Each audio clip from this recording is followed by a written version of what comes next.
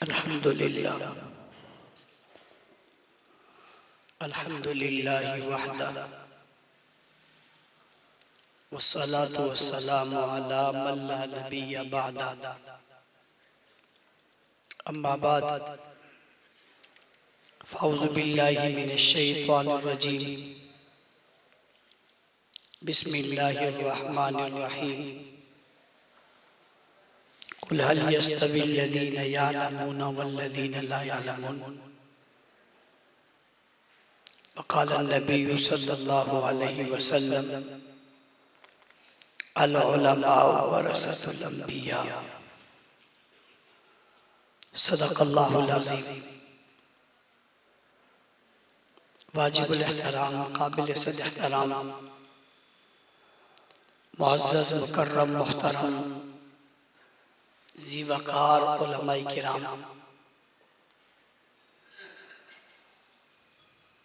ہر دل عزیز طالب العلم دوستو ساتھیوں،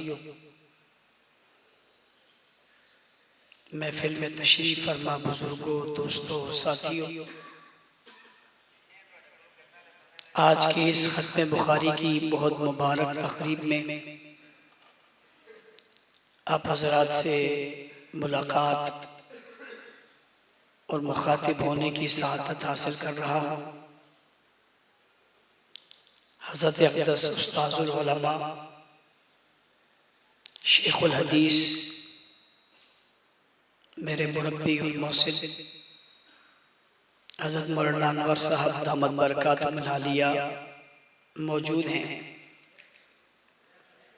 ان کی موجودگی میں میرے لیے گفتگو کرنا ایک مشکل مرحلہ بھی ہے۔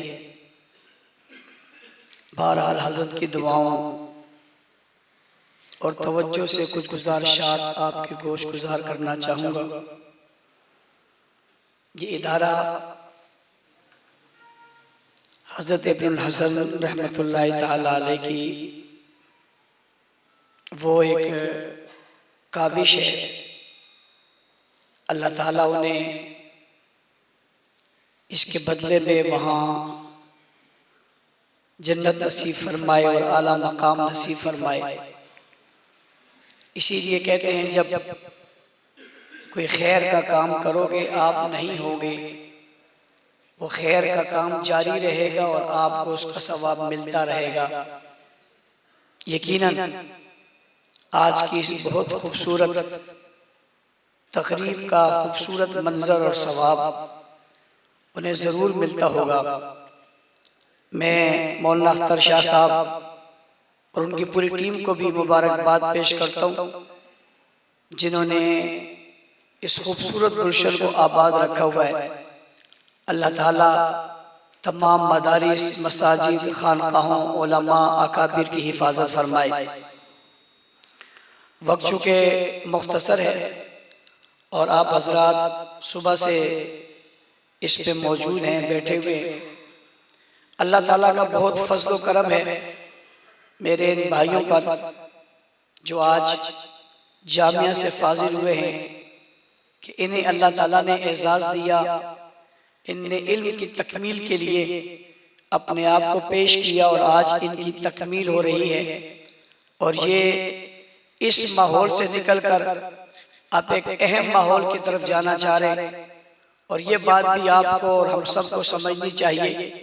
ابھی تک تو آپ بے فکر اور بے غم تعلیم میں مصروف تھے، اب آپ پر بہت ساری ذمہ داریاں عائد ہوں گی، معاشرے کی بہت ساری ذمہ داریاں عائد ہوں گی۔ آپ نے ان ذمہ داریوں کو نبھانا ہے اور بخوبی نبھانا ہے۔ اس کی وجہ کیا ہے؟ اس کی وجہ یہ ہے کہ والدین نے آپ کو مدرسے میں چھوڑا اور ایسے دور میں چھوڑا جب فتنوں کا زمانہ ہے اور اسباب کی تلاش میں لوگ سرگرداں ہیں، تو ماں باپ نے اس معاشی فکر سے آزاد کر کے آپ کو اس مدرسے کی زندگی میں بیچ کر خرچہ خود برداشت کیا تاکہ آپ علم حاصل کریں۔ ماں باپ نے آپ پر احسان کیا، اپنی ذمہ داری کو نبھایا اور آپ کو دنیا کے مسائل میں الجھے بغیر اس دین کے ماحول میں بھیج دیا۔ اس لیے بھی آپ پر ضروری ہے کہ آپ ان کے اس امیدوں پر پورا اترتے ہوئے آنے والے وقت میں اپنے کردار کو بخوبی نبھائیں۔ اس کے ساتھ ساتھ وہ لوگ جنہوں نے مدارس میں چندہ دیا، تعاون کیا اور ہمہ وقت آپ کا خیال کیا، اس لیے کہ آپ تعلیم حاصل کر رہے ہیں اور آپ نے یہ تعلیم حاصل کرنے کے بعد آنے والے وقت میں لوگوں کی رہنمائی کرنی ہے، یہ حق بھی ہم اور آپ پر ہے کہ ہم ان کے اس مہربانی اور احسان کا بدلہ بھی دین کی خدمت کر کے دیں۔ اس کے علاوہ دنیا کے جتنے وہ لوگ جو دیندار ہیں اور ان کی نظریں دینداروں پر ہیں اور وہ یہ چاہتے ہیں کہ مسجد اور مدرسے میں پڑھنے والے لوگ میدان عمل میں آ کر ظالموں، شریروں اور فتنہ پروروں کا مقابلہ کریں گے، ان کی محبت کا تقاضا بھی یہی ہے کہ ہم باہر نکلنے کے بعد ان کے معیار پر بھی پورا اتریں اور اپنی پوری کی پوری توانائیاں دین اسلام کی خدمت میں صرف کر دیں۔ اس کے علاوہ وہ لوگ جو کافر ہیں اور جو ظالم ہیں اور جو اسلام مٹانا چاہتے ہیں، ان کی نظروں میں بھی آپ ہیں کہ یہ باہر نکلیں گے اور ہمارے مقابلے میں کھڑے ہوں گے اور یہ دین کا کام کریں گے اور یہ ہمارے راستے میں رکاوٹ بنیں گے۔ ان کی جو امیدیں ان پر بھی ہم نے پورا اترنا ہے کہ انشاءاللہ العزیز جس طرح وہ چاہتے ہیں کہ یہ ہمارا مقابلہ کریں گے اور یہ ہمارے مقابلے میں آئیں گے، تو ہمیں ان کی ان خواہشات کو بھی پورا کرتے ہوئے انشاءاللہ العزیز ان کے مقابلے میں کھڑا ہونا ہے اور اسلام کی ترویج کر کے اسلام کی حقانیت کو بتانا ہے، یہ بھی ہماری ذمہ داری ہے۔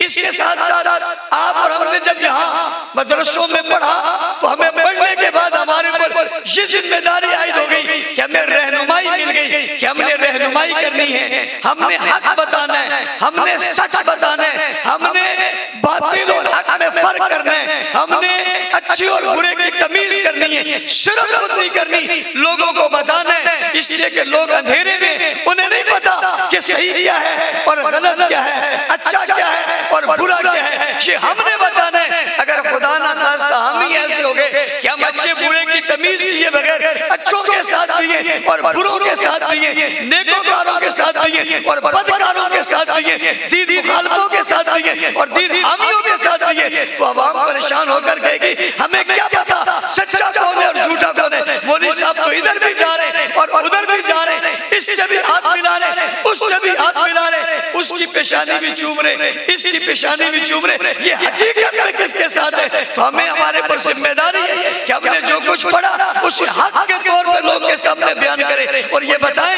یہ سچ ہے اور یہ غلط ہے، کوئی مانے نہیں مانے یہ ذمہ داری ہماری نہیں ہے، لیکن بتانا تو ہماری ذمہ داری ہے نا کہ یہ غلط ہے اور یہ صحیح ہے، یہ سچ کہہ رہا ہے اور یہ جھوٹ کہہ رہا ہے، یہ ہماری ذمہ داری ہے، ہمیں بتانا چاہیے اور یہ فرض کے میں نبھانا چاہیے۔ اس کے ساتھ ساتھ یہ بات بھی سمجھیے، دیکھیے معاشرے میں آپ کی ضرورت ہے، معاشرے میں آپ کی ضرورت ہے۔ میں علماء کی موجودگی میں ایک جملہ کہنا چاہتا ہوں، اگر معاشرے سے علماء کا کردار ختم ہو جائے تو معاشرہ ختم ہو جائے گا۔ معاشرے کو علماء کی ضرورت ہے، معاشرے کو مدارس کی ضرورت ہے، معاشرے کو مدرسین کی ضرورت ہے، معاشرے کو مؤذن کی ضرورت ہے، معاشرے کو قاری قرآن کی ضرورت ہے، معاشرے کو حافظ قرآن کی ضرورت ہے، معاشرے کو ایک مفتی کی ضرورت ہے، شیخ الحدیث کی ضرورت ہے، شیخ تفسیر کی ضرورت ہے، معاشرے کو ناظرہ اور قاعدہ پڑھانے والے کی ضرورت ہے۔ کیوں؟ اگر کوئی ناظرہ پڑھانے والا نہیں ہوگا تو لوگ قرآن کیسے صحیح پڑھیں گے؟ اگر کوئی قاعدہ پڑھانے والا نہیں ہوگا تو لوگ قرآن پڑھنے کی طرف کیسے جائیں گے؟ کوئی حافظ حفظ کرانے والا نہیں ہوگا تو لوگ حفظ کیسے کریں گے؟ یہ ضرورت ہے معاشرے کی، اس ضرورت کو آپ نے پورا کرنا ہے۔ حضرت شیخ الحدیث استاذ العلماء حضرت مولانا سلیم اللہ خان صاحب رحمت اللہ تعالیٰ علیہ فرمایا کرتے تھے کہ کہیں آپ کو قاعدہ پڑھانے کا موقع ملے تو شرم محسوس مت کیجیے، یہ بھی ایک دین کی خدمت ہے جو آپ نے پوری کرنی ہے۔ آپ کو اپنے منصب کے ساتھ وابستہ رہنا ہی ضروری ہے، جیسے استاذ محترم ابھی نصیحت میں آپ کو بتا رہے تھے کہ درس و تدریس کے ساتھ متعلق رہنا ضروری ہے۔ اگر کہیں آپ کو شعبہ کتب میں پڑھانے کی کوئی جگہ نہیں مل رہی تو قرآن حکیم ناظرہ پڑھانے کی ملے، تب بھی اعزاز سمجھنا چاہیے۔ قاعدہ بڑھانے کی ملے تب یہ اعزاز سمجھنا چاہیے، اور کسی مسجد کی خدمت کا موقع مل کر اگر آذان دینے کا موقع ملے اسے بھی سعادت سمجھنا چاہیے۔ یہ سارے شعبے اور اسے پورا ہم نے اور آپ نے کرنا ہے۔ اللہ کا فضل ہے، معاشرے میں جو ضرورت ہے وہ آپ پوری کر رہے ہیں اور مدارس پوری کر رہے ہیں۔ آج چونکہ آپ کے والدین اور رشتہ دار بھی تشریف لائے ہوں گے، لہٰذا میں اس حوالے سے بھی یہ بات کہنا چاہتا ہوں کہ جو والدین آج تشریف لائے ہوئے آپ قابل فخر ہیں، آپ قابل رشک ہیں، آپ قابل عزت ہیں۔ آپ نے اپنے بچوں کو کسی فیکٹری اور مل میں بھیج کر وہاں پر ان سے اپنی ضروریات پوری نہیں کروائی، تمہیں سلام ہے۔ تم نے اپنے بچوں کو مدرسے میں بھیج کر معاشرے کی ضرورت کو پورا کیا ہے، معاشرے کی ضرورت کو پورا کیا۔ کیوں؟ کلمہ پڑھنا اس معاشرے کی ضرورت ہے اور آخرت کی ضرورت ہے، اور وہ کلمہ پڑھانا یہ لوگ سکھاتے ہیں۔ نماز پڑھنا معاشرے کی ضرورت ہے اور وہ یہ سکھاتے ہیں۔ مساجد آباد کرنا معاشرے کی ضرورت ہے اور وہ یہ سکھاتے ہیں۔ جناب دنیا کو دین سکھانا معاشرے کی ضرورت ہے اور وہ یہ سکھاتے ہیں۔ اور سمجھنا چاہیے ماں باپ کا ادب اور ماں باپ کا احترام قرآن نے بتایا ہے، حضور نے بتایا ہے، حضور کی شریعت اور سنت سے پتہ چلا ہے، حضور کے فرامین سے پتہ چلا ہے، اور وہ یہ بتاتے ہیں گویا والدین کی خدمت معاشرے کی ضرورت ہے جو یہ بتا رہے، پڑوسی کے حقوق معاشرے کی ضرورت ہے جو یہ بتا رہے، چھوٹوں پر شفقت معاشرے کی ضرورت ہے جو یہ بتا رہے، بڑوں کا احترام معاشرے کی ضرورت ہے جو یہ بتا رہے، لوگوں سے حسن سلوک معاشرے کی ضرورت ہے جو یہ بتا رہے۔ یہ سب چیزیں مدارس کے پڑھے ہوئے لوگ بتا رہے ہیں اور یہ قرآن و سنت سے لے کر آپ کو بتا رہے ہیں۔ مجھے ایک آدمی ایک مرتبہ کہنے لگا، مولانا صاحب آپ بڑی باتیں کرتے، آپ یہ بتائیں آپ میں اور ہماری تعلیم میں کیا فرق ہے؟ میں نے اسے جواب میں کہا بڑی بات تو نہیں کہتا، اتنی تو ضرور کہتا ہوں جتنی ہے۔ اس نے کہا وہ کون سی؟ میں نے کہا اتنا ہی فرق ہے جتنا زمین اور آسمان کے درمیان فرق ہے۔ مجھے کہنے لگا مولانا صاحب ایسی کون سی بات ہے جو آپ آسمان پہ چڑھ گئے اور ہم زمین پہ رہ گئے؟ میں نے کہا وہی تو ایک بات سمجھنے کی ہے، وہی نکتہ سمجھنے کا ہے۔ اس نے کہا وہ کیا؟ میں نے کہا وہ یہ ہے کہ جناب دنیا کی جتنی فنون اور جتنی تعلیمیں گردش کریں وہ بہت بلندی پہ جائیں جب کہ زمین پر ہی رہتی ہیں، اور ہماری تعلیم زمین سے نہیں آئی، یہ آسمان سے اتری ہے، ہمارا نصاب بھی آسمانی ہے۔ اس نے کہا وہ کیا ہے؟ میں نے کہا ہمارے مدرسے کا نصاب قرآن ہے، حضور کا فرمان ہے، یہ بنیاد ہے، یہ اساس ہے۔ اس کو سیکھنے کے لیے اور چیزیں آپ قرآن اور حدیث کی تہ میں جاؤ، یہ زمینی چیزیں نہیں ہیں، یہ آسمانی ہیں، اوپر سے آئیے۔ اور قرآن حکیم تو اللہ کی کتاب ہے اور اللہ کا کلام ہے۔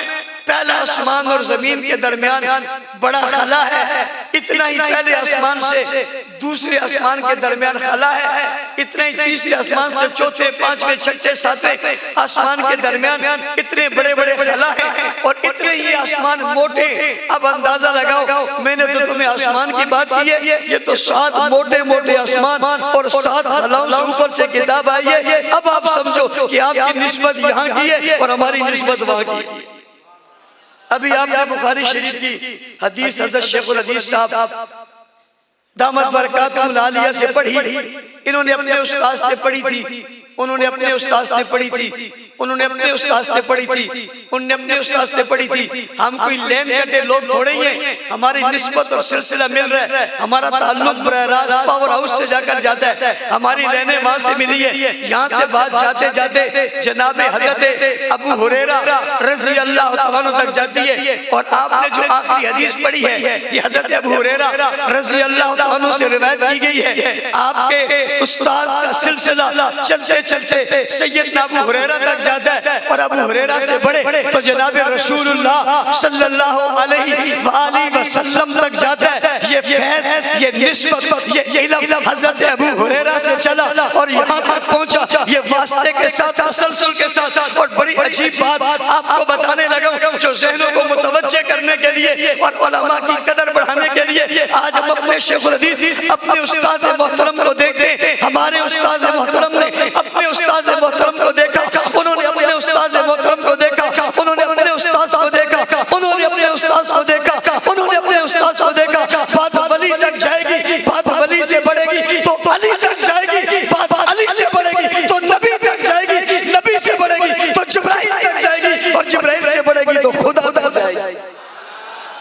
یہ کتنا خوبصورت منظر ہے. انہوں نے انہیں دیکھا.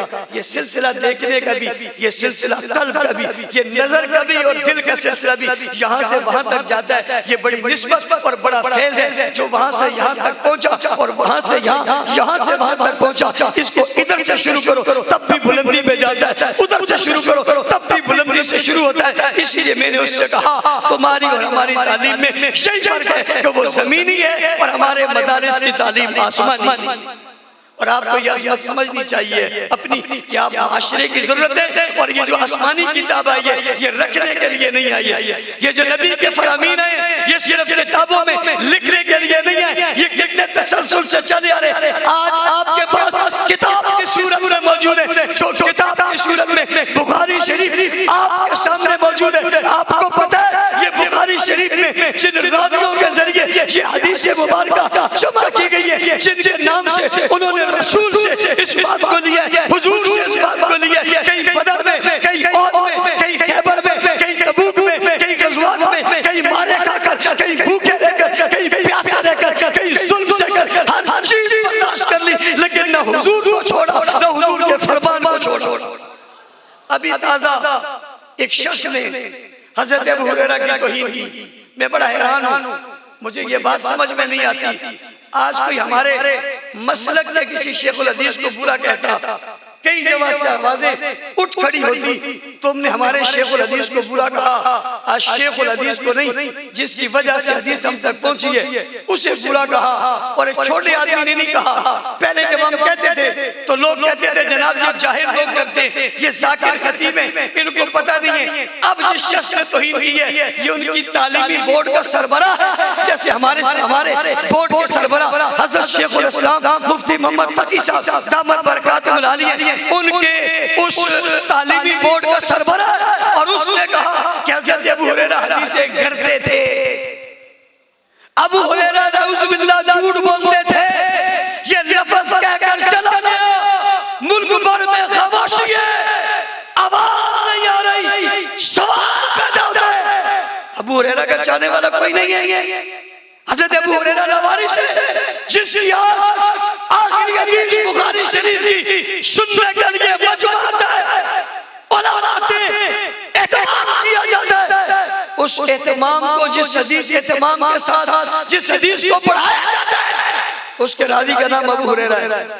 اگر نعوذ باللہ یہ جھوٹ بولتے تھے پھر اس حدیث کی حیثیت کیا رہ گئی. اور بخاری شریف کا آغاز جو پہلی حدیث سے حضرت شیخ ذکر کر رہے تھے وہ حضرت عمر رضی اللہ عنہ کی روایت کرتا ہے. پہلی حدیث حضرت عمر رضی اللہ عنہ سے روایت کی گئی ہے. دوسری حدیث جناب ابو ہریرہ اس کے راوی ہیں, ادھر حضرت عمر ہے, ادھر حضرت ابو ہریرہ ہے. حضرت عمر کی بھی توہین ہو رہی ہے, حضرت ابو ہریرہ کی بھی توہین ہو رہی ہے. سوال پیدا ہوتا ہے ان توہین کرنے والوں کا جواب کون دے گا؟